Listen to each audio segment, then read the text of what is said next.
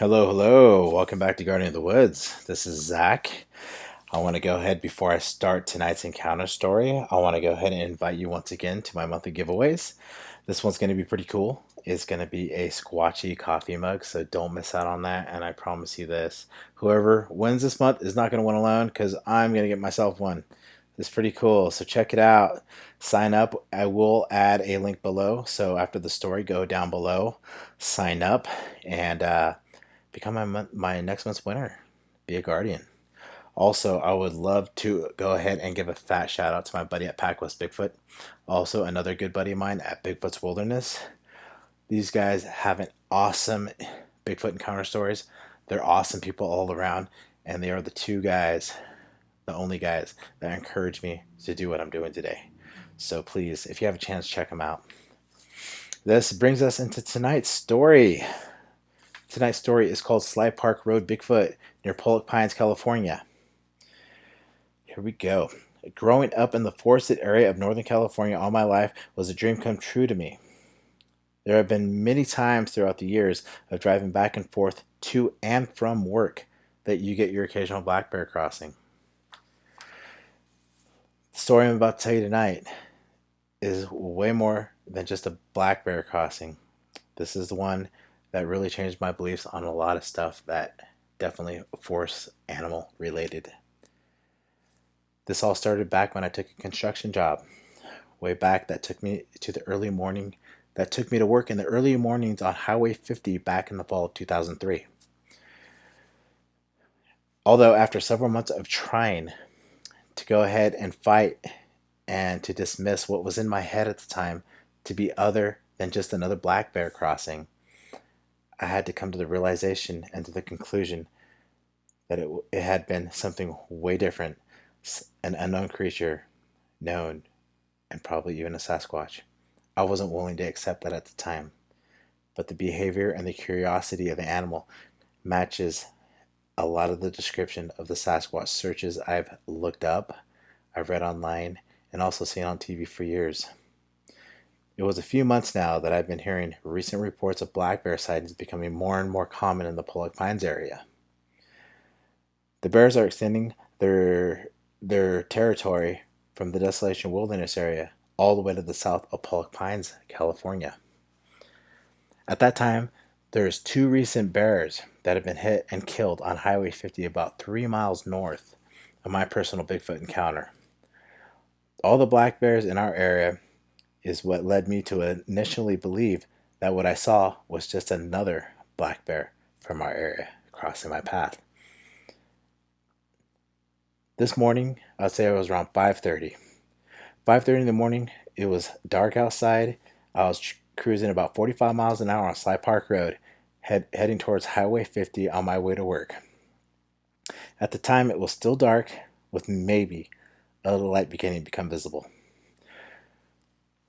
Right then and there, as I was rounding a sharp corner on the left side of the road, going downhill, and suddenly at that moment, my high beams hit a large creature standing on the left side of the road on two legs. To me, it was standing to the left, and it was grabbing at something in a tree in front of a resident alongside the road. At the very moment my high beams had hit the creature, it had quickly turned a 180 degree to the right, which seemed to me at a twisting motion down on all fours and continued to cross the road on all fours in front of me. On the right side of the road was a thick brush which at the time appeared to me to be about 3 foot tall. It had opened up to a thick forest land right on the right side of the road that I was driving upon. Upon first seeing the animal, I slowed down to about 25 miles an hour just to make sure the creature crossed the road safely, especially without me hitting it. As I drove by the location where the animal had entered into the thick, I looked out my passenger window, and to my surprise, it was standing right there on the side of the road in the thick brush, looking right into my eyes through my passenger window. What I saw at the time was reddish brown eyes, a large brown head, and a dull black shiny area that would have been the nose.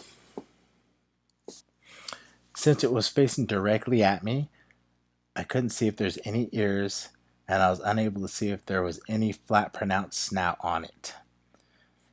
In retrospect, the face to me conveyed an emotional look. A look of concern, even panic. Still during the encounter, I didn't consider the animal to be anything other than a black bear, and that was definitely because of my naiveness. And it wasn't until minutes later I thought about, wouldn't it have been just another black bear? Why did it not just go directly into the thicker of the woods? That was odd to me. Most bears would avoid being hit and not stop on the side road just to see me pass by. I thought normally, wouldn't a black bear just continue deeper? Even with this curious and odd behavior, I still continued to assume it was just a black bear. A few weeks went by, and I was forced and shocked into considering my very own thoughts about that morning.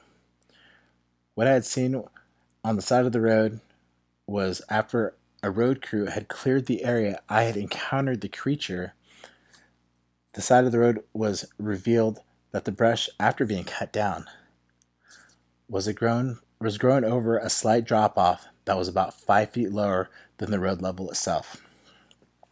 So that would have made the brush overgrown, at least 8 foot tall. Well, that right there would pretty much rule out any animal being on all fours at the time I was driving by looking directly into my eyes through my passenger window. Also, that would have meant that this creature had a stood up. It stood up immediately after entering the thick of the brush in order to reach the height to look at me through my window. So in that case, that would have made the creature approximately 8 foot tall. Not at all the 3 foot I had thought prior. It's really unlikely that all the behavior I've described can be attributed to just being another black bear. But who knows? Maybe. But if you're asking me, not likely. I'll tell you this though. I'll tell you this for sure. The next time I'm driving along a dark, windy road in the woods, I'm going to be very cautious of what type of creature can be roaming around at these hours. Don't ever just assume it's going to be your everyday forest animal you'd expect to be running across the road at these times. From my experience, now, there's always that 50-50 chance that it could be something stepping out of legend that you never planned or expected to see in the first place.